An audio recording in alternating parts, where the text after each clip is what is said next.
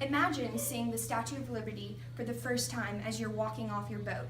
Imagine going through Ellis Island with thousands of people that you don't even know, touching shoulder to shoulder. The American dream, from rags to riches, right at your fingertips. Coming to America was often a very confusing and chaotic form for immigrants. Prior to Ellis Island's receiving center, Castle Garden was used, which was a location at the southern tip of New York, Manhattan Island, which was usually overcrowded, disorganized, and very confusing. You had people yelling foreign languages at you, and you just trying to get in the crowd. Records were rarely kept, which means we don't have much record of what really went on. But finally, in 1892, the Federal Bureau of Immigration opened Ellis Island as the Central Immigrant Receiving Station in New York, which was a little bit better, but still records were not kept accurately.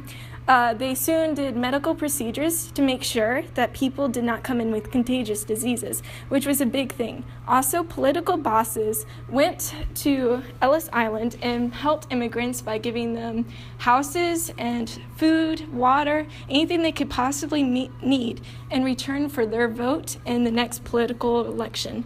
Through all this chaos, the immigrants finally managed to get out and go and start living their new American life.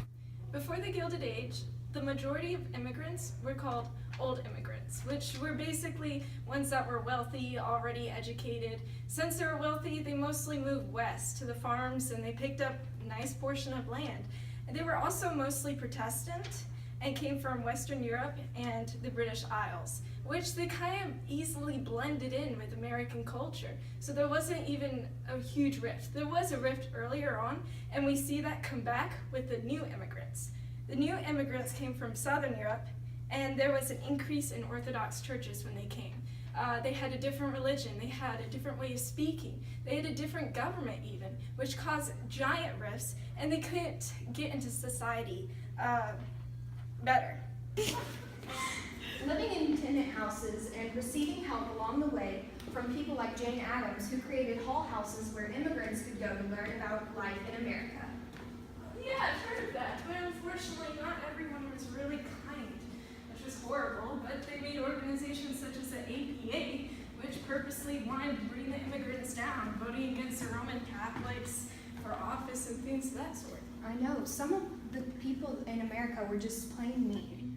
The American Protective Association, the APA, blamed immigrants for their lack of jobs and wanted to preserve the Anglo-Saxon race. During 1882, the government did a lot to convince immigrants not to come to America.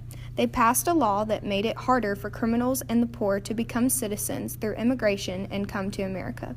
They also passed the Chinese Exclusion Act in 1882, which was an attempt to give the Anglo-Saxon race more power. In 1885, a law was made that forbid businesses from importing any foreign workers under any such contract. At the time, working conditions weren't good for anyone, but immigrants often performed jobs such as mining and building railroads.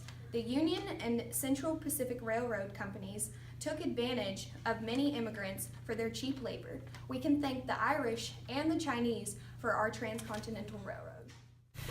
There were many reasons for immigrants to come to America. The Europeans believed that Europe was becoming overcrowded and that America kept expanding. In many European countries, there was propaganda that made America look like a wonderful place. These pictures influenced people's decisions to come settle in America, otherwise known as the American Fever. There was also Jewish persecution going on in Russia, so many Jews flooded to America.